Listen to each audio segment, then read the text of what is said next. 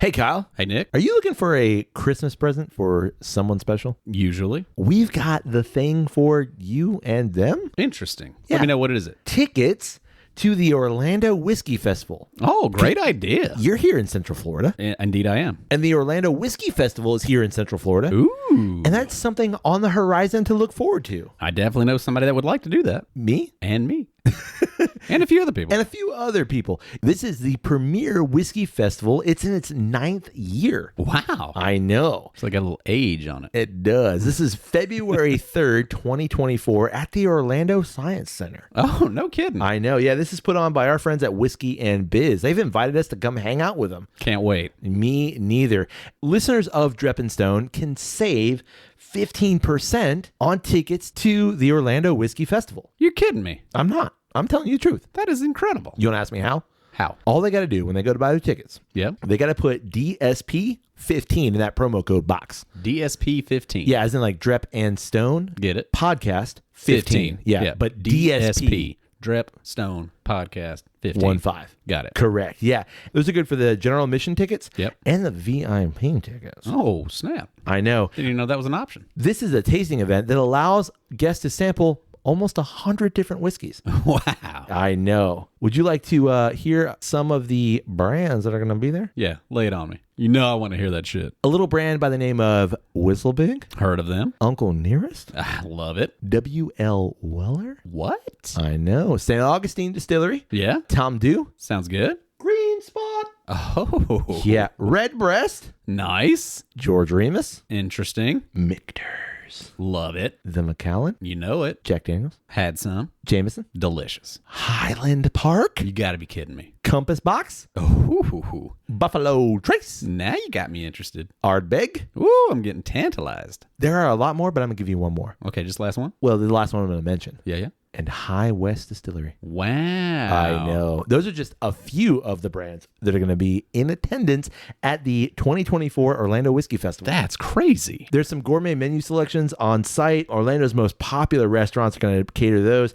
And there's some cigar vendors and even a cigar lounge if that's what you're into. Sounds amazing. Again, if you want to go to the premier whiskey festival here in Central Florida, Yeah. go on over to Whiskey in Biz, Whiskey N bizz.com. That's the parent brand for the Orlando Whiskey Festival. Okay. And grab your tickets. It's literally like the first thing that comes up. And what's that Drep and Stone promo code? That's DSP15. Man, I'll meet you over there. We're going together. Well, I mean, I'm just saying, I got to buy gifts. I know people. Oh, yeah. They're going to want to go. They're going to want to go. And they're going And to, I need to save 15%. who doesn't want to save 15%? Nobody. Right. Nobody doesn't. Yeah. No, yeah, it makes sense. Okay. Thank you for that information, Nick. You are welcome, sir. On to the intro. Hit it.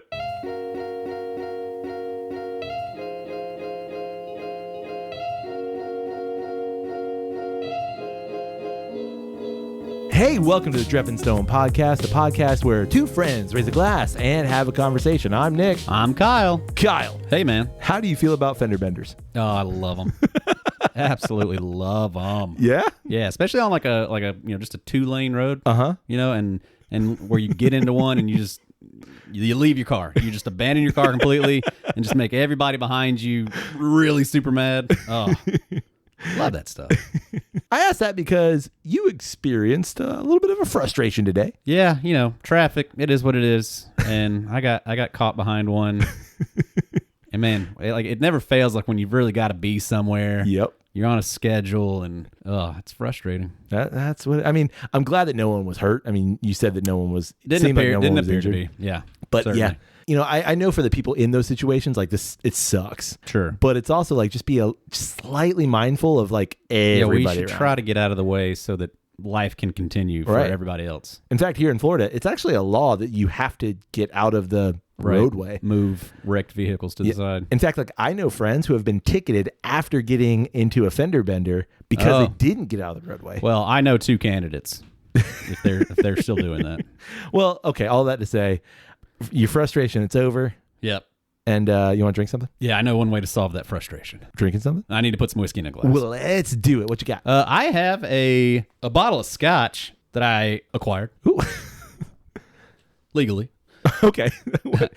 We all thought it was legal. Why did you have to Well, now I'm really Now you're concerned. questioning Yeah, it. I'm like, I don't know that. This is a special release Ooh, Scotch bottle. I like special releases. It's from our friends at Oban. Yeah, Oban.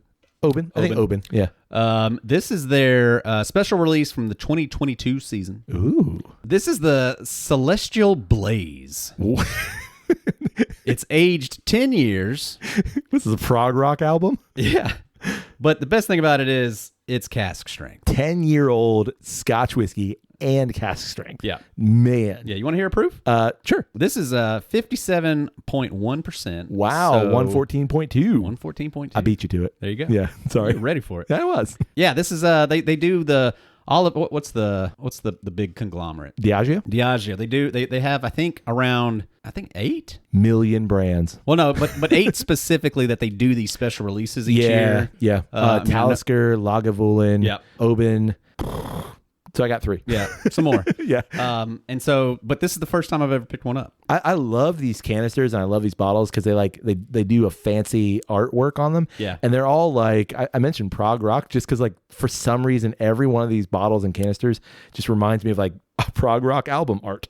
Sure, I don't know what that means, but I mean they're very like trippy. They're like like some you sort nailed of it. You got it. acid trip. Yeah, that's exactly it. mushroom induced fever dream. But Exactly this that. one has the cosmic bunny on it. I know. For those keeping or that can visualize it. This big purple galactic bunny. That's my nickname in college. No shit. Yeah, purple galactic Crazy. bunny. Yeah. You want me to read the novel on the back? Nah. How about just the last paragraph? Nah, go ahead and read the novel. As our legend goes, a vivid blaze of light grew against the ink-black sky above Oban, driven by a celestial being. A sprightly and energetic creature carried on the stars, charged across the heavens, and showered the sky in an explosion of violent brilliance, shedding its ethereal light on the Oban distillery. An intense vibrancy lit the grounds with hues of plum and blackberry, infusing Oban with an otherworldly character rarely seen. On a rare autumn night at Oban Bay, the shining, shimmering lights of the Aurora Borealis illuminate this quaint coastal town and its namesake distillery. One of the oldest and smallest distilleries in Scotland, in 1794, Oban rose, bringing an electric energy to the quiet surroundings. Small as it may be, its ebullient nature has been written in the stars for centuries.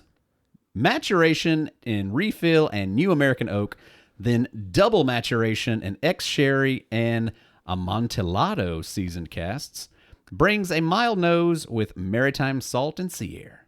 The creamy texture introduces a taste rich in sweet, hints of wine poached spiced plum, balanced by vibrant salt and spice, before finishing as chili pepper. Rich, sticky sweetness sparkles through the light smoke and salt in an Oban of stellar character. Did they employ Nick Offerman to write this? It does sound Offerman-y. Feels very Offerman-y. It does. Yeah. I mean, Offerman with the Lagavulin, the Oban, it makes some sense. I know. That felt like a prog rock album. Yeah. It was long enough. I mean, it's a journey. Exactly. I see what you did there. Journey's not prog rock. Maybe they have a song or something that would apply. But yeah, interesting. I mean, second maturation in ex-sherry and Amontillado seasoned casks. Amontillado. Amontillado. Amontillado. Don't pronounce the double L. Don't know L's. Amontillado. Secondary maturation in ex-sherry and Amontillado seasoned casks. So I expect a wine bomb on this. Sherry and Amontillado? Yeah. Wow. Yeah. And 114, what did we say, 114.2? Buddy. Yep. I remember we did the regular Oban. Is that a 14 year? I think so. Yeah, I think so. We did the regular Oban with our family history or what was ancestry episode. That was was that early this year or was that last year? I feel like it might have been early this year. Yep. I really remember liking Oban. So I'm definitely for it. I feel like I remember it being kind of it wasn't necessarily that we didn't like it by any means. It was quite tasty, but I think it was one of those things of, did it reach our expectation in terms of, I guess, just what we had at that point in time in Scotch. Well, I remember, and it's a bit of a pricier bottle. Yeah. In general. Mm-hmm. If I remember correctly, I think we called it safe. Yeah. Like there was nothing that was like, one way or the other. It was good, but it wasn't like, wow, I need another bottle of that. Right. But when you get into these kind of special release things, that's where things, start to open up and change dramatically. For sure. Yeah. I mean, I feel like we looked at it as, it being a pricier Scotch at that initial range. Yeah. It was kind of like, okay, well, I could think of other bottles that I would have before that. Yep. That I'd put above it. Yep, absolutely. But anyway. So Oban, the distillery, as we've already mentioned in the previous episode, is, so you've got Islay, which is, the furthest island on that side of Scotland, the Hebrides. Right. It might be the southernmost Hebride. Then right above Islay, you have Jura. And then just a little bit north of that, this is on mainland Scotland, you have Oban, which is kind of... Oban Bay? Yeah. From what I understand, I think Oban is actually one of the launching points if you're going to get to Islay. Oh, sure. It's one of the ferry points, I think. Right. Yeah. Are there no bridges to Islay? No. It's just ferry? Yep, it's an island. Yep. Or charter? Just ferry, or there is an airport. You can fly there. But a lot of people, they ferry and, take a car and ferry the car over. Right. Yeah. It's not terribly expensive from what I understand, but, there you go. Sounds like fun. Get into it. Sure. Okay. So this is technically a Highland Scotch. Oh, okay. Yeah. Tuck that one back in there. Yeah. I felt it. All right. Whiskey in glass accomplished. Ain't nothing better than that. No. Color? I would put that color slightly darker than white wine. Yeah. Anytime I'm thinking about color of Scotch now, Yeah. I'm drawn back to how surprisingly light that Portiskeag was. Yeah. And so I've had several pours of Scotch since we recorded that episode. And every time I'm seeing Scotch in a glass, I'm like, yeah, it's not as light as Portiskeag though. Are they adding color?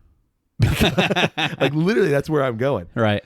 I mean, I would say this is kind of in that right where I kind of tend to think of Scotch. Absolutely. Is in this color range. Yeah, definitely. It's not quite. You said it's a hair darker than white wine. Yeah. I mean, it's light honey. Yeah. It's kind of straw. Yep. But definitely not getting into that ambery color yet. Yeah, it's a really light beer color. Sure. Yep. Indeed. On the nose? Oh, malty goodness. Yeah. What was the fruit it said? Plum? It's some sort of dark fruit. Yeah, I'm not sure if those were attributes to the thing or just the story.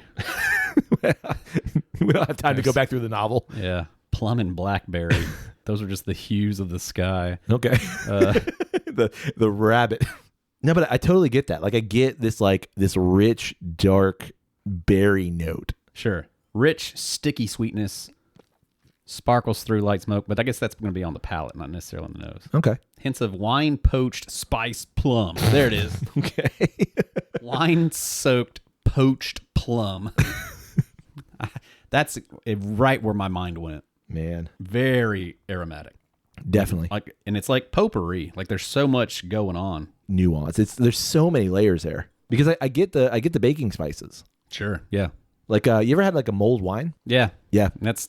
It's in there. But it's not heavy cinnamon or heavy cardamom or anything like that. It's just it's the richness of that. Yeah. It said sticky, but there is kind of just a berry, almost fruit punchy kind of a thing going on. Yeah. It's like a mulled wine. If you were to take it and reduce it down even more to almost like a glaze, right. That, yeah, it's that might be it. Jam, jelly, touch of raisin. And I get ever softest hint of a wisp of an idea of smoke. Sure. Just not peaty, but just a... Yeah. Like a roasted. Yeah, roasted. Yeah, roasted's better. It's not smoky. It's not peaty. It's just you ever smelled kiln dried wood? Sure. It's there's something about that. Yeah. It's not smoky. It's not peaty. It's just dried wood, I guess. Good bit of ethanol. Yep. Really tickles the nose. Whew. All right. Great nose. Great nose. Yeah. Yeah. Ready to go in? Going in. All right. I'm going to need to be alone a second. You want? I mean, I can leave or you can leave. One of the two. I mean, if you want to stay. Nah, you probably should go. Give me a second. I'll go. Wow. There's so much going on there. Here's what I'm hit with first. Malty, bready sweetness. Yeah, multi-grain? Multi-grain. Sure. Yeah, absolutely. Yeah. Which I'm surprised about just because I know it's 114. I thought I would get hit with proof first. Sure. I'm really interested by that because that's what normally happens in bourbon.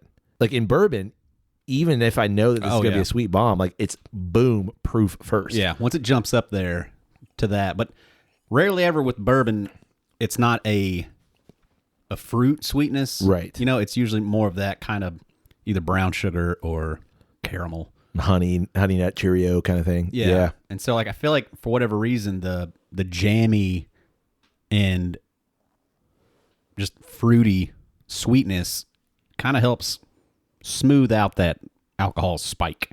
Yeah, agreed. I mean, it's there, but it's more on the back end. But initially, it's just like, boom, here you go. Really wonderful, like oak on the back end. Yeah. Bitter that just like, I don't know, the first couple of sips, it really doesn't let itself be known. But once you kind of get into the third, fourth sip, that bitter starts to elevate. Yep. Yeah. And it super complements the sweet. Yeah. Like, I mean, it's like well one for one compliment. In the best way possible. Right. As you get into it, that bitter becomes more prominent. And I wonder if it's because you're acclimating to the sweet and acclimating to like all the just the richness of it. Right. And then like that bitter's like, okay, you've got the richness. Let me cut that. Yep. I went back to the can art. Yeah. It did mention chili pepper. I can see that.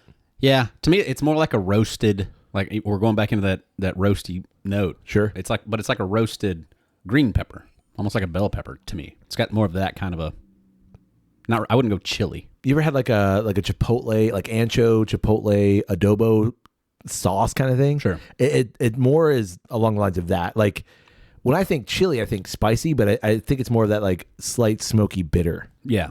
That's what I get.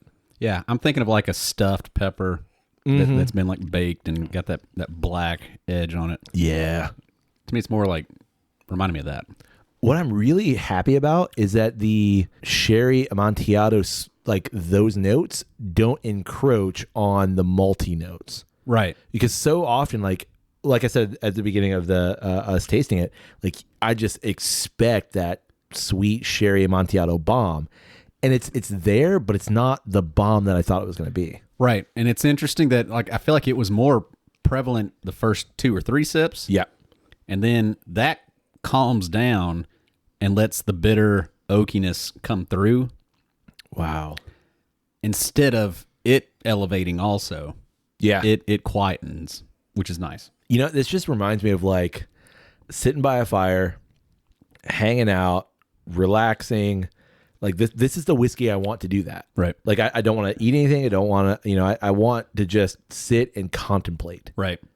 Yeah, because this one allows you to do that. Yep. There's so much in there and it changes. It's still changing for me.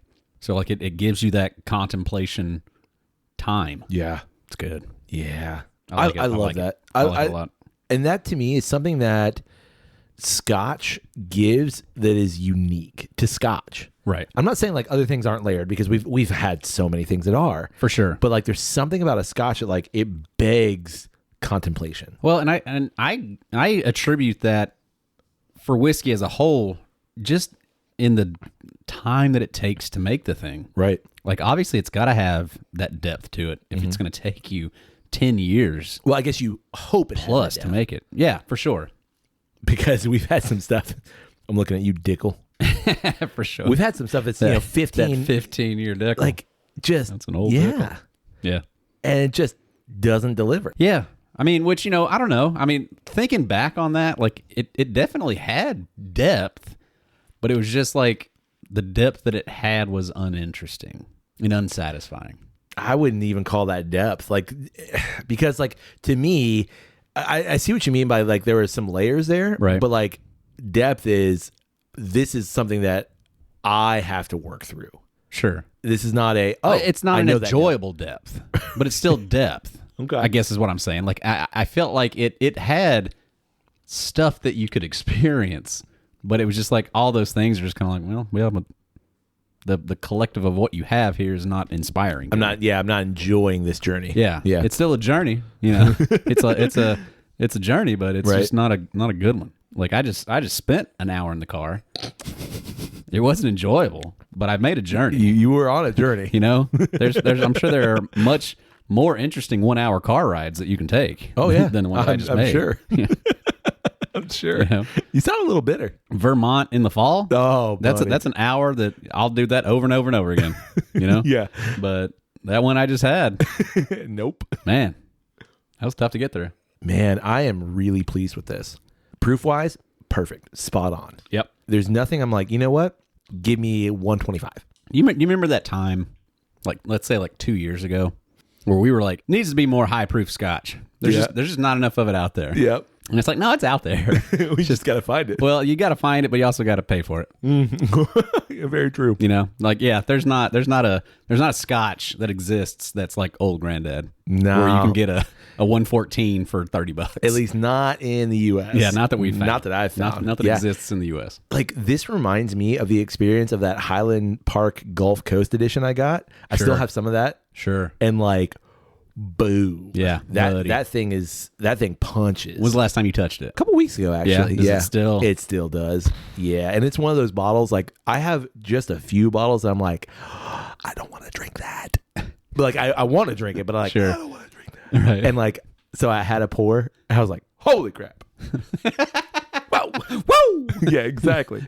And I was like, I could finish this bottle right now. I mean, I can't, but I could. Right. Maybe I should. That thing is like 130 something. I'm like, whoop. Yeah, that's a kicker. Yeah. But you're right. Like, friggin' delicious. I mean, high proof scotch. I know. And so like, and that's what, makes me think I'd love to have more scotch with higher proof. Yeah. It certainly doesn't disappoint. Of the ones that we've had, I would say mostly this year. Was the Gulf Coast this year? I don't know. That's why I'm going to that 2-year mark. Yeah. Within the past 2 years, sure. We've definitely opened up that scotch category. Absolutely. Into the cask strength realm. And man, it's almost to that point of like, I mean, I can certainly still go back to a lot of whiskeys that are not there. Yeah. And they're still great. They're still really enjoyable. But man, when you get one that's up there and it's just everything is dialed up to 11 and it's hard to not always want that experience. And we've said it so many times before. And like, I know that just, listeners writing in and talking to us in general, they're like, well, you sing the praises of high proof anything. And yeah, we do. And to me, it's just, that's the argument of like, give me the thing at what it should be. Yeah, I'm going to probably pay a little bit more. But if I don't want what comes with proof, I'll add a couple drops myself. Right. I'm not like to the point of being the purist of, man, you don't add anything. You don't touch it. No ice, no water, no nothing. Right. No. If I want to add some water to it, sure. If I want it over ice, fine. Right. Like, I don't care. I go back to drink it how you like it. Yeah. I'm not going to mix Coke with it, but just so happens that we like it at 114 proof. Right. But there's some magic that happens when you just get it up over 100. Exactly. Come on, push it on over. Exactly. And I don't know, maybe that's just where our palates are. I mean, I definitely think it is that, but it's just you can't argue that it's not more intense flavor. Yeah. Because to get it down to that 80 mark, you're adding water, so you are diluting it. Yeah. So there's not really much of an argument against it. It's just whether or not you prefer it correct that high or not. And it just so happens that we do. Yeah. There it is.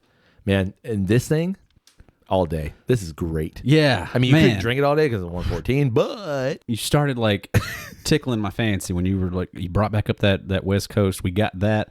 I don't have any more Coy Reckon, but we've got Lafroig. Yeah. We've got Ardbeg Ugadal. We've got the Bizarre Barbecue. But it's only like at 100, but still. Are you thinking high proof? I'm thinking like high proof scotch. I got a secret too. I bought another bottle the other day. Did you? I did. You want to share it? It's not the 22. Oh. It's the 21 Talisker. Oh. They did a price drop on it the other day, and they only had one of them left. And I was like, yeah, we'll do it. Let's bring that on back. Uh-huh. So I got the Talisker 2021. I think it's a dragon. Yeah. We've done a high proof scotch tasting in the past. Have we done a high proof scotch? Yeah, we have. What was on it? I don't remember. Oh. Highland Park Gulf Coast. We did that. Yeah. That was part of it. Yeah. Sure. I think Lafroig cast strength was part of it. We've done one. We've done a high proof scotch? Yes, sir. Yes, sir. We could do another one. I'm not opposed. Yeah, I mean, me neither. Let's do this. Let's wait until the new year. All right. Let's see what else we can acquire over the holiday season. Okay. And we'll see where we are. All right. Fair enough. We'll tease it a bit. Fair enough. I like it. All right. I like it. We'll save it. Okay. Kyle. Hey, Nick. It is the Advent calendar season. Yeah, that special time of year. And you know what it is? What's that? It's also the whiskey season. Well, that's always. Yeah, right. You put those two things together. Yeah. And it's the whiskey Advent calendar season. Oh. I know. The most magical time of the year. And you know what we got? What's that? We got a whiskey Advent calendar from our friends at Flaviar. Ah, excellent. I know. In fact, if you go onto our social media right now, we've got some really cool videos going on every day. Yeah, celebrating this little Advent calendar season. And if you want your own Advent calendar, you can do that. You can. You go to Flaviar.com. Yeah. We're going to give you a tip. You can save some money. Oh. Who doesn't like saving money? No, I can't think of anybody. You know how you do that? How you do that? Enter the promo code DREPandStone15. Ooh. Yeah, you can save on not only whiskey Advent calendars, but you can save on subscriptions to Flaviar as well. What a great deal. Yeah, so go over to Flaviar.com, see what strikes your fancy, and then as you're checking out, enter the promo code DREPandStone15. Yeah, help yourself, and it'll also help us a little bit also. And who doesn't like helping other people? It's that time of the year. All right, well, now that we've got a fantastic pour, yeah, what do we want to talk about this week? You approached me with, which we do from time to time, hey, what are we going to talk about when we record? Yeah. And I actually came up with this a couple of weeks ago when you presented me with that question. Mm-hmm. When you asked me, it just happened to be on a day that I slept in a little bit. Wow. And was in the process of making myself breakfast. Yeah. So I was making breakfast, and I'm a huge fan of breakfast. Yeah. I enjoy breakfast. Yeah. When I get the chance to do it. Because a lot of days I skip it. I don't necessarily I'm not going to go grab a Pop-Tart. Sure. I don't like to just eat my breakfast just to get it. I would rather just skip it. Right. And pick up the meal somewhere later down the road. Sure. Because a lot of times too, just because like if it's that early, I'm probably not in the mood for something right now anyway. Right. But man, when I can get like the breakfast that I like to make, right, I'm all for it. And I absolutely indulge in it. So it made me think like maybe we should do an episode about breakfast. I love breakfast. What are some of your go-to breakfasts? For sure. What are some of the breakfasts you've had over the years that, growing up? Because I've got a classic one. Okay. Yeah. That I indulged in for a lot of my cookie dough. Is that where you're going? Yeah. Okay. A lot of my adolescence. Okay. Well, quick, we've got some easy, warm, delicious. On a cold day, you can't beat that shit. We got some new listeners who are like, what? What are you talking about? Yeah, we'll get there. All right. So, yeah. I just thought I'd make a cool episode. Much like you, I love breakfast. Yeah. It is one of the most underrated, I think, meals of the day. Sure. Because it's one of those meals that can be easily screwed up, to me. Sure.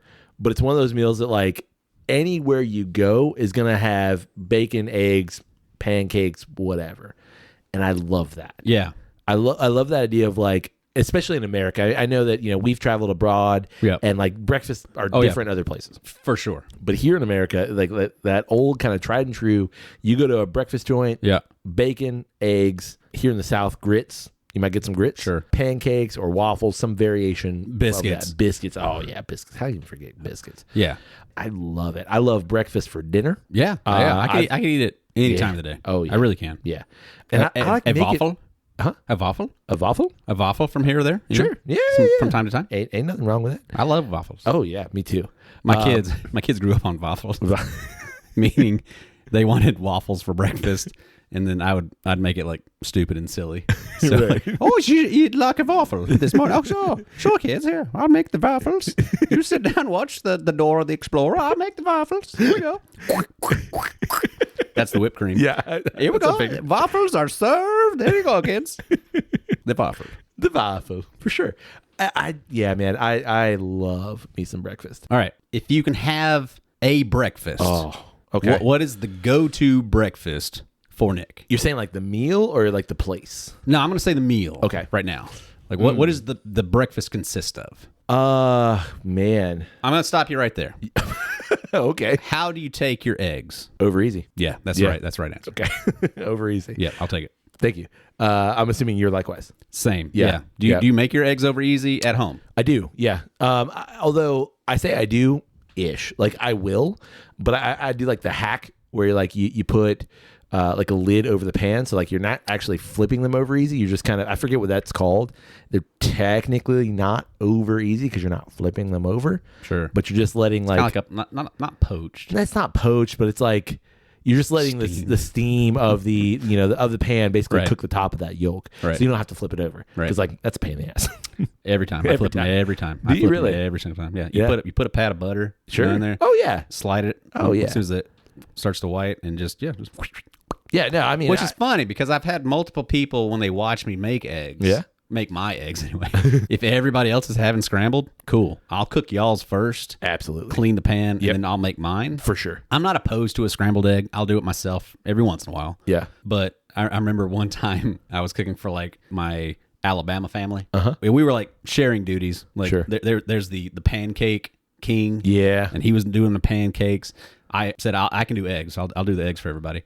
And so I was like, how do y'all want them? Yeah. And most everybody was like scrambled. I was like, okay, cool. I'll make a fuck ton of scrambled eggs for y'all. Yeah. Did that. And then I started making my eggs and they were like, oh, I didn't know you were going to do that. I was like, well, because you said scrambled. So, exactly. I mean, I could have done these for you, but yeah. No. And they were very just like, oh my gosh, like you're really good at it. I'm like, well, I mean, I've been doing it for 20 years. Yeah. I mean, it's not 25, 30. I say pain in the ass. It's not difficult to do once you've done it a bunch, but it's one of those like, I just put the lid over it, and the lid's there. You do the same thing basically.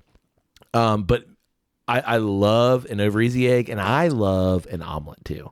If it's me making eggs, I'd say 95% of the time, 90% of the time, I'm going over easy. Sure. 5% of the time, I'm gonna go omelet. Okay.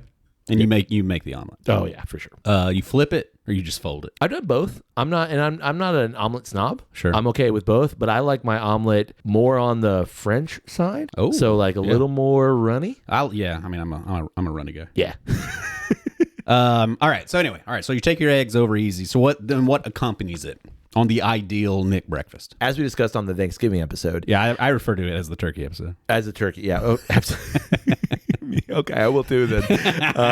As we discussed on the turkey, it was a great episode. So good. As we discussed on the turkey episode, yep. I'm not like a super picky person when it comes to like the thing itself. Right. Sure. So I'm not going to say like it's not breakfast if I don't have blank. Same. So I mean, other than over easy eggs, it's got to have over easy. Like if my breakfast has eggs, the eggs are going to be over easy. Gotcha. But if I'm ordering somewhere, honestly, ooh, good point. Okay, let's leave that on. You're at home. I'm at home. You've got your opportunity to make your breakfast. I'm making breakfast. What you want, what I not want. like. Gotcha. Okay, this is what I need. I don't need all of this stuff. But if I'm making my breakfast, what's it going to have? Like it's your last breakfast. Ooh, we just saw the bombs go up and they're about to land. But hey, it's early in the morning. You got time to make breakfast. What are you going to do? This is it. Last breakfast. That takes a whole. That's a whole nother level. Okay, honestly, I go simple. I'm going to go some rye toast. Okay. Honestly, I'm going to go dry rye, no butter on it, because I'm going to put my over easy eggs on top of my rye. A little dip, and that's it. Yep. That's going to be. That's it. That's it. No bacon, no sausage. I don't need it. No breakfast meat. I love it. Wow. I don't need it. That's if I'm making it for myself. And I'm going to tell you why. Okay. Because in most situations, breakfast should be quick, fast, easy. That's to me. Hard disagreement. Okay. I'm going to make it quick, fast, and easy. Yeah. And by easy, I mean over easy. Right. Yeah. Pop some toast in the toaster. Yeah. Done. Little bit of salt on those eggs. Good to go. Perfect. That's me. Okay. I'm not opposed by any means to some bacon. I'm not opposed to some sausage either. Yeah. I love it. I'm not opposed to biscuits and gravy. I love that too. I love everything about breakfast. Sure. But if that's what I'm making and I'm making it for myself, boom, done. Gotcha. I mean, mine is essentially the same, but I have to have a bread component.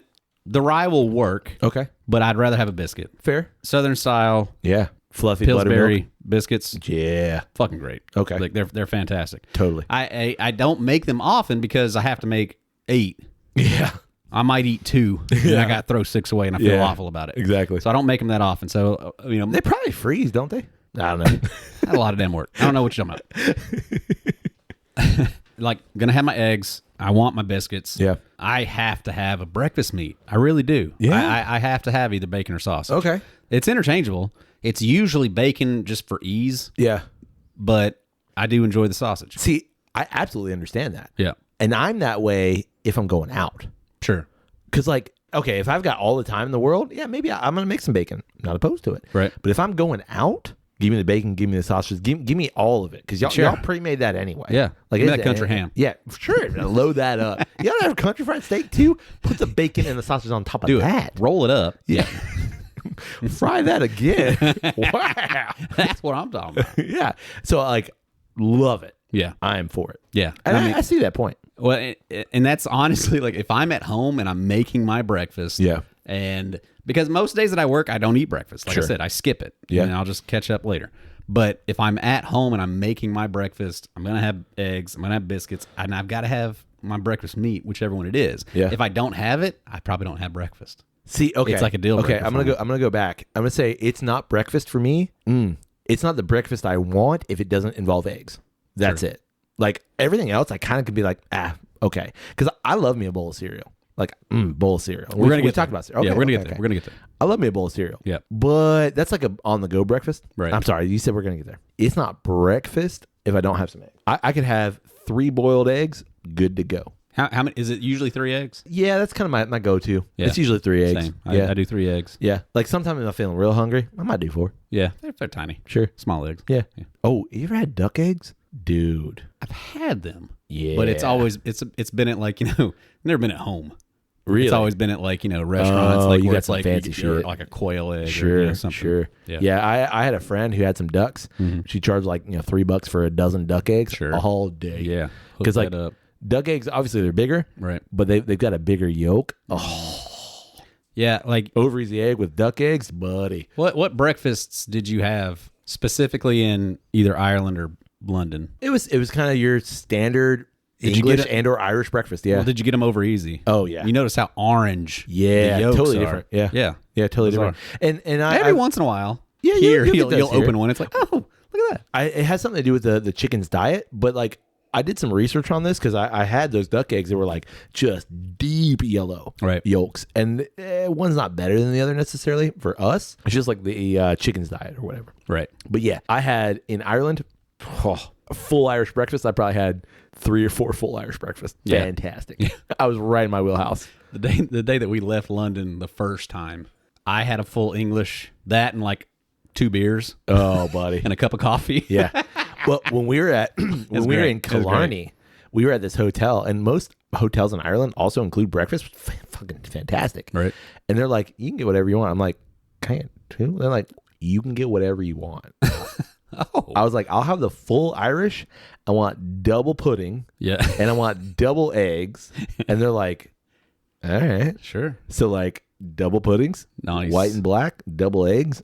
Yeah. Boom. Yeah. So good. All right. Yeah. So breakfast, I think we're kind of very traditional. Yeah. In that sense of like that your ideal breakfast is a very traditional American style breakfast. Yeah. If you say breakfast, you're coming over for breakfast. Okay. My expectation is eggs, some sort of breakfast meat, and some sort of breakfast bread. Yep. Whether that bread is a pancake, I can consider that a breakfast bread. Sure.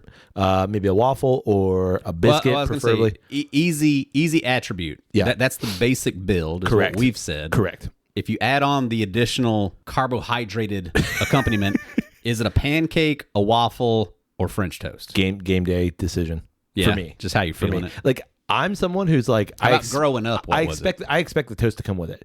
The accompaniment toast is and going to be biscuits are included every time. It's going to be the accompaniment is a waffle or a pancake. That's what I think. Or French toast. Sure.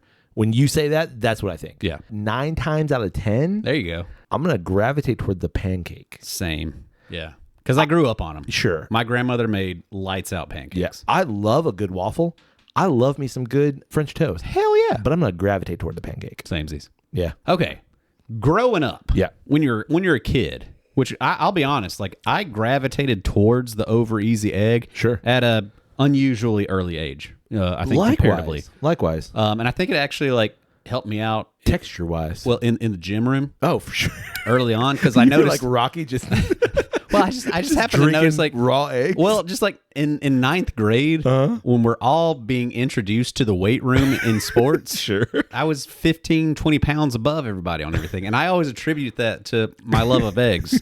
Yeah, I could be completely off, but I love to think that like everybody else was eating Pop-Tarts and cereal. Yeah, I was eating eggs early on. I am totally with you. And can I just say as a quick aside? Yeah. Eggs are one of those like super controversial things. Mm-hmm. Just because people are like, they're terrible for you. They're good for you. They're terrible for you. I'm like, I don't give a shit. Yeah, I love eggs. Yeah. Yeah. I eat that shit all day. Yeah, I don't care. Like snack, eggs. Do it. Dinner, eggs. Yeah, let's Why go. not? I love me some eggs. Anyway, growing up. I left out the steak and eggs. Ooh. Go-to for you? When I have it. Interesting. It's not the go-to because I usually go to bacon or sausage, but when I have it, it's always steak and eggs. See, I'm not a steak and eggs guy. Have you had filet mignon and eggs? Okay. Here's my argument. I might hurt your feelings. That's where filet mignon sings. I'm gonna say this. It's for breakfast. I'm not a filet mignon guy. Me neither. Maybe it's because of that. I have never had filet mignon and eggs for breakfast. I have a wife and 2 daughters. Right. They prefer to eat filet mignon. My wife included. Yeah. Okay. They like that style of steak. And it's great. Understood. Sure. Fine. Yeah. Okay. I don't. But they also never finish their steak. So there's always filet mignon left over. Okay. So next morning, if it's there, I don't care if I do have bacon or sausage available, I will make that filet. Understood. I will warm that up in the skillet after I make my eggs, all in the same buttery, eggy business that's happening in the skillet. And that's where filet mignon exists. Okay. I can absolutely see that. Beautifully. Yeah, The texture totally. at that point in time, it's kind of buttery texture itself anyway. Sure. It's amazing. I can see that. Like, I've not done that. Yeah, I've done that with like a ribeye or with like some New York strips. Yeah. Oh, well, I'll just stay the night tonight. It's fantastic. Okay. It's great. You cooking breakfast for me in the morning? No, because we just had steak 2 nights ago, and I already ate it. Well, okay. We'll have to plan it. Yeah. Okay. Yeah, we'll make it a thing. When we go camping, we'll get a big ass steak and we'll get some filet. Get a couple little fillets. Yeah. All right. So when you were a kid, what were some of your go-to breakfasts as a kid? Like, let's go with cereal first. Okay. What was your favorite kid cereal? Man, I'm gonna go. I'm sure you went through series of all of them. You go through phases. I have emotional connections to a lot of different cereals. A lot of them. Yeah, absolutely. I'm gonna say Cheerios, like the standard Cheerio. My dad, like Honey Nut Cheerio. Sorry. Okay. the standard Honey Nut Cheerio. My dad loved Honey Nut Cheerios. Still loves Honey Nut Cheerios. Sure. All day. Yeah. Like there's something about that standard just Honey Nut Cheerio, and it can't be. I'm normally not picky. It can't be the off-brand. It's got to be Honey Nut Cheerios. Yeah, I've never liked any off-brand cereal. Like, I'm okay with every other off-brand cereal. I don't really care. Cereal in a bag doesn't bother me. But it has to be Honey Nut Cheerios. That, the second go-to, Frosted Mini Wheats. Oh. Yeah. I know, like, a lot of my friends would give me crap for that. I love me some Frosted Mini Wheats. Wow. Yeah. Yeah, because it is kind of off-putting. They are. The Frosted Mini Wheats. Especially once they get soggy. I don't... And it's... I understand. It's I understand. different. I understand that, and I am aware of it. But like to me, that's like you go through stages of the Frosted Mini Wheat. You got like it's crunchy. it's like whiskey, man. It's a roller coaster. Right. Yeah, exactly. It changes constantly. It does. Like you got to eat it quick. Right. Yeah, real quick. 2 minutes, you're done. Like you're just gonna have a bowl of mush. Yeah, and I think like honestly, it's because those were what I remember my dad eating. Sure. Like a lot of just Honey Nut Cheerios and Frosted Mini Wheats. Right. Now, like you said, I love a lot of different cereals, but it's those two. And honestly, even today, like it tends to be Honey Nut Cheerios and Frosted Mini Wheats. Interesting. What about you? I have a deep emotional connection to Honey Smacks. Oh. Honey Smacks. I haven't had them in, I bet, 30 years. But I still know exactly what they taste like. Yeah. And what they, especially after they soften up a little bit. I kind of prefer it. I like them to sit. Ain't nothing better than gooey rice. Yeah. Some Honey Smacks. Man. Also, Honey Smacks and honeycombs are basically the same thing. Nah, not even close. No, what? No, a honeycomb was like a pressed shape. But it's the same. I think they're both puffed rice. No. A Honey Smack had way more of like the actual texture of the thing. Like still have a bit of the smack? The husk. Oh, okay. On there. So it had a little bit more going on to it. Whereas like if you said Rice Krispies and honeycombs were the same thing, I'd be a little bit more on board because that is just puffed rice. The Honey Smack or the honeycombs have like a honey flavoring You're right. to it. The Honey Smack had a bit of a crunchy nature to Yeah. it. Yeah, okay. But also my grandmother, again, I spent so much time at my grandparents' house. My grandmother always had Cookie Crisp in the cabinet. Always had Cookie Crisp in the cabinet. Was it for you and your sister? Or Had to be. Like, there's no way my grandfather would have touched that shit ever. Cookie Crisp. No Literally, chance. Cookies for breakfast. Yeah, loved it. Ain't nothing more late 80s and 90s about Cookie Crisp than Cookie Crisp. Yeah. I mean, I can remember having the plethora. I've tried them all. Sure. At some point in time. I definitely went through a Fruity Pebbles phase. Oh, Fruity Pebbles, yeah. And Cocoa Pebbles. I like some Cocoa Pebbles, too. Yeah. I've had it all and had experiences with all of them. But like that'd probably be my two, or the Honey Smacks and Cookie Crisp. I'm there. Like, if you were to say, like, nostalgic wise, and man, every once in a while, I crave me some Captain Crunch. Oh, hell yeah. There's something, like, a little Crunch Berry? It's terrible for you. There's nothing, same as Cookie Crisp. Ain't nothing breakfast about this damn thing. But, like, every once in a while, like, I'll go down the cereal, I'm like, damn, Captain Crunch is on sale. I can get 2 boxes or 1 box. Like, get some of that. Like, God, I love me some Captain Crunch. Yeah. Ain't no breakfast about it. Yeah. Balanced breakfast, my ass. I don't even remember what they're called, but there was this like s'mores brand thing. Yeah. I can't remember. It was like a crunch. I forget what they were called. But it had like, I know what you're talking about. It had like, it was like a rice or like a corn outside. It had a filling inside. Yeah. Yep. I remember exactly what. Stupid. Bro. Stupid. Yeah, I could eat a whole box. Easy. And then when you finally realize, like, oh, this is killing me. I consumed 12,000 calories. Yeah. This is legitimately killing me. I have a cereal story. I was probably like 10, and I went and spent the night with my friend, and we played GoldenEye like all night long. I love it. All night. Right. Okay. And I remember slappers only. Oh yeah. Slappers only. Big heads and paintball mode. What are you talking about? Love Gold paintball gun, mode, man. paintball mode, big heads, done. So I remember like we played GoldenEye, straight through the night, basically. Woke up the next morning, you fall asleep for like half an hour. Woke up, and my friend's dad's like, "All right, boys, let's get breakfast." And he pulls out a mixing bowl. And my dad never did this. Okay. Dude pulls out a mixing bowl. I remember being in awe of this man. And he was like, I remember him being a tiny guy. Right. He takes a mixing bowl. He takes an entire box of cereal, pours in the mixing bowl, and pours milk on top. And that's Saturday morning breakfast. I'm like the three of you just like dug in? No. Him. Oh. Yeah. Him. That was breakfast. And I remember going like, what? Now, to be fair, like I think we got a bowl out of that box he poured, but a mixing bowl. Like a plastic, like Tupperware. And a wooden spoon. No joke. It was a wood. I remember that. It was a wooden mixing spoon. Man. And a mixing bowl, whole thing, milk on top, done. He was just showing out for y'all. I think he might have been. Yeah, but like I look at my friend. That was not his normal daily routine. I don't know. I look at my friend and I'm like, huh. Does he do that all the time? And like he's like, yeah. Not even about every day. I don't think we ever talked about it. A box of Frosted Flakes a day? Shit. It's Cookie Crisp. I don't know what it was. Man. Good on him. Yeah. I couldn't do it. I couldn't do it now. Right. Like I can eat a big bowl of cereal. Like if it's a Saturday or Sunday morning for me and I'm craving it, like I can eat a double bowl. Oh yeah, I can eat 2 bowls real quick. Easy. Yeah. But box, I don't know. Get out of here, man. Okay. How about the breakfast novelty? I'm gonna go. Like, did you ever go Pop-Tart Poster Strudel? Toaster strudel? Toaster strudel. Yeah. We were a toaster strudel house. Like we had Pop-Tarts occasionally, but toaster strudel all day. When toaster strudel came out, oh hell, man, game changer. Yeah.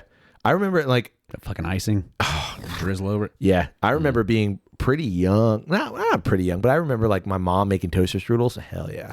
Yeah, I remember like the struggle it was to get it just right. Oh yeah, because a lot of times those centers were just still frozen, ice cold. You're not wrong. Or boiling lava hot. I don't know who it was, but one of my parents figured it out. What you do is you microwave it first for like 20 seconds. Thawed out. Sure. Yeah. And then you throw it in the toaster. Gotcha. And like makes whatever sense. if it's a minute and a half or whatever your toaster is. Right. So you thaw it out. Exactly. You thaw it out and then then you crisp it. Makes a ton of sense. I don't know which one of my parents figured that out, but like game changer. That's almost like too quick. Then you got to do like the whole squishy with the icing. Yeah, you go back and forth. Yeah, just yeah. I know exactly what you got to warm up that icing. Get it there. Yeah, and then go. Yeah, Carol loves some toaster strudel too. To this day. Yeah. Oh, cool. Yeah, you get that just straight up strawberry or mixed berry or whatever it is. I don't know exactly what's in a toaster strudel. Little mixed berry. I don't know what's in a toaster strudel, but I think I got chocolate ones. Chocolate, okay. Might be like a Nutella. Yeah. Okay. So novelty wise, that.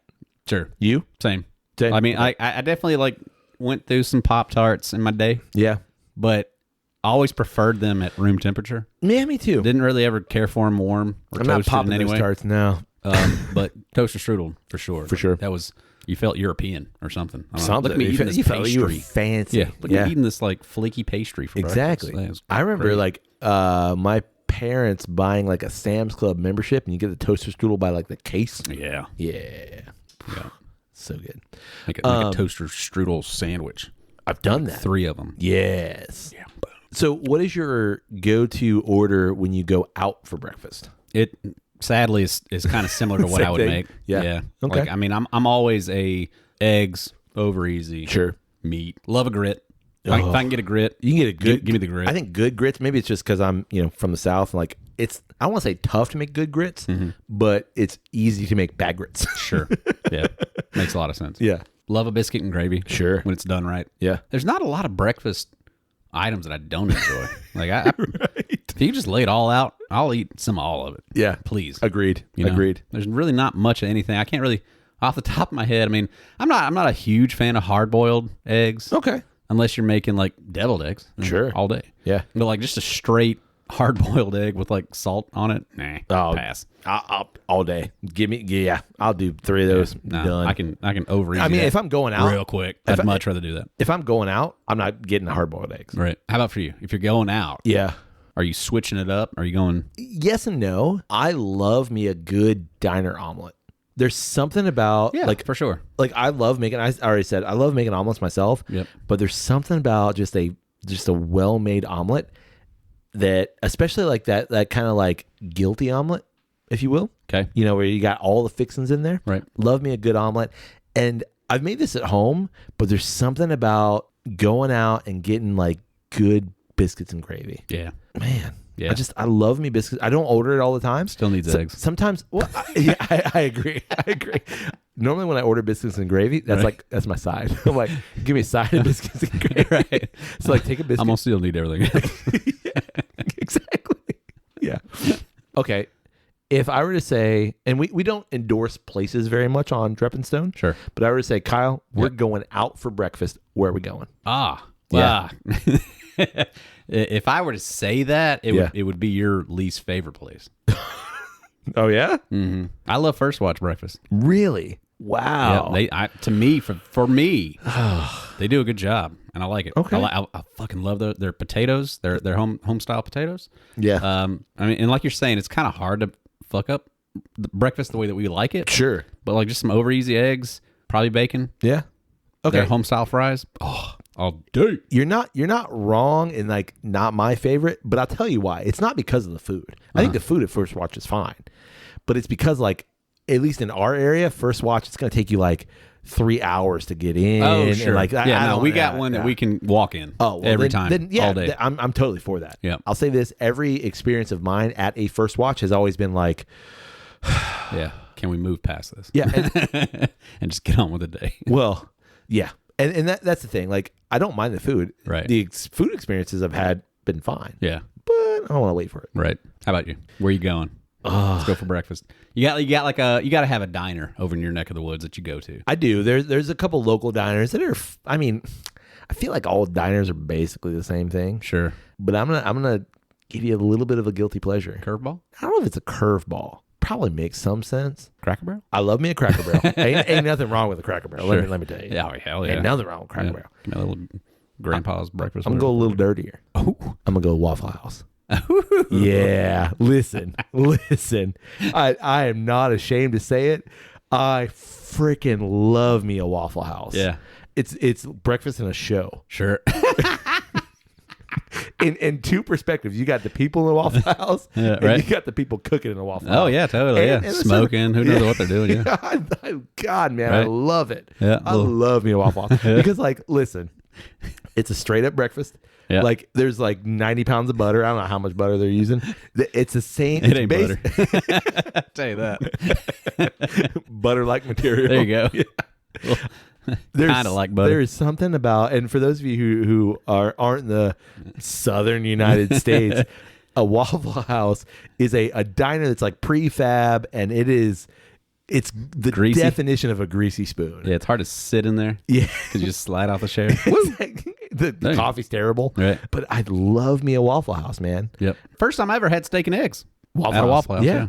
Yeah, there's something about like there's the consistency of it, and like you don't go in expecting like this is going to be a great gourmet experience, right? Like you expect I'm gonna get bacon, eggs, and a waffle, and it's gonna be good. Well, and it's also one of those places like every once in a while it's gonna be bad. Every once. Other side. Every once in a while, I was like, damn, that was great. Y'all crushed it. Those hash browns were on point. You're right. Yeah. No, it's most of the time you're like, okay. That was all right. Yeah. I hope that doesn't hurt later. No, you know it's going to. It's gonna hurt, like, but it's, what is the severity of the hurt? Yeah. On a scale of 1 to 10, where am I within this? Yeah, no, for sure. You're absolutely right. But like, there's something about that thing, man, that I just freaking love a Waffle House. Yeah. Have I told you about the Johnston principle? No, I don't think I've told you about this. Mm-mm. So I have this theory. Yeah. I'm calling it the Johnston principle. Okay. Okay. Wherever you find a Cracker Barrel, sure, you too will find a Waffle House. Okay. They are not owned by the same company as far as I'm aware. Correct. But because both of these establishments are highway establishments, you find them around highways. Right. It doesn't work the other way around. It only works with the Cracker Barrel first. In almost... No, not true. Name me, place. I mean, Muscle Shoals, Alabama. That's not a real place. I'm just saying, like, where I grew up, yeah, there's always been a Waffle House, but they didn't get Cracker Barrels until like... That's absolutely what I'm saying. 2010s. No, that's the Johnston principle. Wherever there is a Cracker Barrel, there will be a Waffle House. Not wherever there is a Waffle House, there will be a Cracker Barrel. Oh. Yeah. Maybe. I have traveled up and down the southern United States, and I know this to be true. Wherever there is a Cracker Barrel, there will be within, let's say... Within the same truck stop. Within the same area. I'm going to say within like 5 minutes. Within the same exit. Sure. Wherever you find a Cracker Barrel, you will too find a Waffle House. I mean, I will say, I'm going to give you that, and you can cut this all out so that it still applies. Sure. But it's not like that in Alabama. Really? Mm-mm. You can just because I know that you haven't been that way specifically very many times. No. But yeah, it's different. It's usually the opposite. You'll find one or the other. Really? And you will find a Cracker Barrel. Cracker Barrel was so much more bougie. Oh, okay. At the time period. Yeah. Of me growing up, and even still going up. Like, I can definitely think of like the one in Montgomery that we get off to go over to 180. There's a Waffle House right there. There ain't a Cracker Barrel. But that's what I'm saying. But no. But all right, so the same thing. Like in Florence, yeah, there's a Cracker Barrel. I don't know where the Waffle House is in Florence. Can I look real quick? I'm not trying to disprove you. I want to do it. At the same time, this is in a city. This is not a truck stop. Sure. Okay. So it's a little different. All right. I'm in Florence. There's a Cracker Barrel on Cox Creek Parkway. Cox Creek Parkway. Got it. Okay. Where's the closest Waffle House to that one? There's only one Cracker Barrel, right? Yeah, there is. I want to make sure that I'm in the right. Right down the street. Oh, yeah? Yeah. On Cox Creek? No, it's on Florence Boulevard. Hold on. I'm going to tell you how far it is. Is that the cross street? It is 3 minutes. Fair enough. I'll take that one. But I guess what I'm saying is, like, you can get off on a lot of intersections that are like, I don't want to say specific places now because you'll pull it up. But it's like, there's a Cracker Barrel very clear because of the way that they display it. Sure. It's got the high sign. Yeah. Maybe that's it. And it's just you just got a little further down. There's a Waffle House down the road. Yeah. Kind of a thing. And it might be that. I'll expand it a little bit. I'm gonna say within the next exit. Sure. Within an exit, you got a Cracker Barrel. Within an exit, you're going to have a Waffle House. Right. Those establishments are generally they're road food. Well, and if I can say the last experience that I had in attempt to go to a Waffle House was New Year's Eve. Yeah. Like 2019-ish. I don't remember the exact year. Pre-pandemic. We were in Nashville, Tennessee, and we had spent bringing in the new year at Opryland at the Gaylord in Nashville. And we were headed back to our Airbnb, and this was a whole bunch of us, like about 20 people. Yeah. And we hadn't eaten dinner that night. For some reason, we didn't eat at the Gaylord for some reason. We're on our way back to the Airbnb, and we're trying to think of somewhere we can go. And somebody said, let's go to the Waffle House. It was close to the Airbnb. Sure. We pull up in the parking lot. Cops everywhere. That's a Waffle House. Yeah. And I'm not sure, like, they didn't have lights on, but it was just like there was a couple at the door. Yeah. There was clearly like some sort of a thing happening. And we were just kind of like, nah. No, let's pull out. That's how you know it's good. Yeah, well, it's probably safe. Yeah. You know, they're already here. Exactly. That was actually probably like our sign. Yes, go ahead and get out. This is where go we in. Eat. Yeah. Yeah, they're ready for our patronage. Absolutely. And we didn't, though. We went to the McDonald's across the street. And you messed up. And we died. Yeah. Exactly. Listen, oh, man. That was the last try. Waffle House. I've got a buddy of mine, like, he posts all the time about him and his kids going to the Waffle House back home in Alabama. They love it. I do too. It's not one of those like, man, I'm going to go every day for breakfast. Like I would never do that. But you like the indulgence. But I do. Yeah, I like it. Yep. Fair enough. You got anything else? That's probably it, right? I think so. We've been rambling. Yeah, we have, but in a good way. Yeah, for sure. Yeah. Best way possible. No, I think that's it. You got anything else? Anything else you can think of? I guess one quick aside. Sure. The joke earlier was that I lived probably for like a year and I ate warmed raw cookie dough. I'm glad you brought this up because in the microwave, people would be like, "What the hell was the cookie dough thing?" Yeah, no, like I used to say take it again. like it was a tube of like Pillsbury chocolate chip cookie dough. Oh my god! And I'd cut off a couple of slices, put them on a plate, smash them with a fork, kind of spread it out, warm them up for about, I don't even know, 15, 20 seconds. So just kind of get it raw and gooey. Gooey. Yeah, just gooey, and just scoop it up with a fork. Maybe throw a little whipped cream on top. Were your parents aware of this? Yeah. Yeah. I mean, they're buying it. I'm not going to the store to buy cookie dough. Sure. But they're like, Kyle's eating cookie dough for breakfast? Yeah. Sometimes I'd come home after school, have a second helping. I don't know if I'm proud of you or worried. Man. I need to try it. Worried for like the 17-year-old. I haven't had it in a while. I need to try it. I kind of want to try it too. Might get my kids hooked on it. That might be a bad thing. That's probably a bad thing. Well, what we need to do. Oh, look at me. I mean, I'm still breathing. Yeah, no, you're right. What we need to do is in our camping episode, we have cookie dough for breakfast. Nothing wrong with it. Along with our filet and eggs. The night before. Yeah. Little smoky cookie dough. Well, we'd love to know what you think about breakfast. Yeah. What is your go-to? Yeah. What's the one thing you got to have? It's that McDonald's hash brown. Nah, don't even. When it's right. I don't want to talk about when it's right. breakfast. When it's right, it's great. The McGriddle? Yeah, but. Oh, we didn't do that. What's your favorite fast food breakfast? Yeah, but 98% of the time, it's wrong. Yeah. That's the problem. The hash browns are kind of reliable. I've had some bad hash browns. I've definitely had a bad one, but like more times than not, they're good. They're good. And we also want to know, what do you think about the Oban 10-year 2020 special release, The Celestial Blaze? Is that what it's called? Celestial Blaze? Yeah, that's the name of it. Okay. The Celestial Blaze. I'm going to call it the prog rock album. Yeah. I know you don't understand it. Well, you're going to say the same thing, though, about the Talisker. You're right. When we get there. I'm going to. But now we're going to get confused. Nah. One's got a rabbit. One's got a not rabbit. Okay. We'll get there. The not rabbit. The not rabbit. Well, you can get in touch with us through email. It's drepandstone@gmail.com. You can also get in touch with us through social media. It's always one word, Drep and Stone. DREP and Stone. You'll find us on Instagram, Twitter, TikTok, all over the place. I guess they call it X now. So. Whatever. And, you can even use that on Flaviar to get a special little discount. What's that again? Flaviar. Drep and Stone 15. All one word. Yeah, that's our promo code. 15 at the end. Yep. Yeah. Save yourself 15%. Sure. You can also support the podcast by rating Drep and Stone wherever it is you find great podcasts like this one. Yep. By joining us on Patreon. That's patreon.com/Drep and Stone. A lot of great things. And you can support the podcast by telling someone about Drep and Stone. The greatest gift of all. Well, you're at breakfast. Yeah.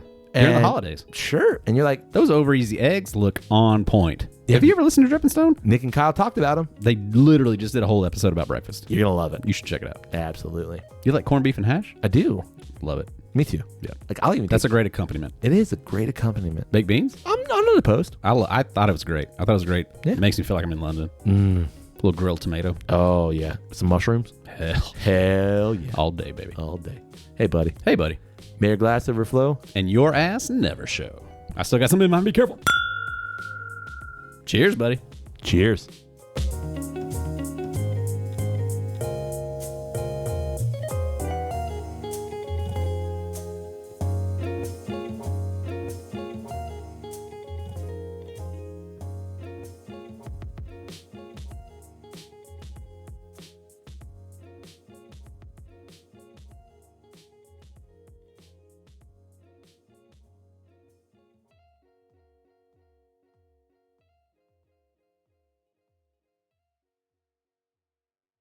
And it's the whiskey. You can't be doing that, buddy. Had some Wesley time, covered in hair. That was dumb. Now I have to open 2 files. Dang it. I still don't know what you mean. I figured as much.